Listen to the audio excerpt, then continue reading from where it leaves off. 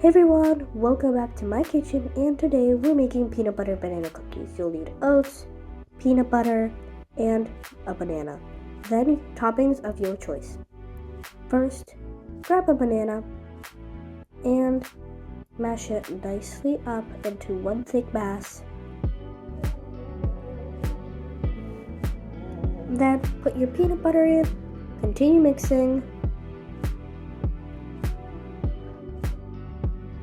followed by, bit by bit, your oats to make sure you don't overmix.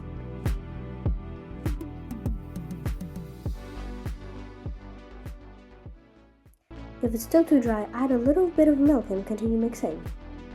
Then you can add all of your toppings.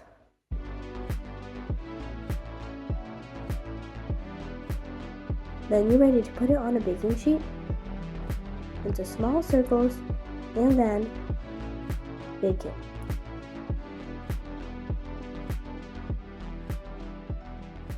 Now let's see the final result, everyone.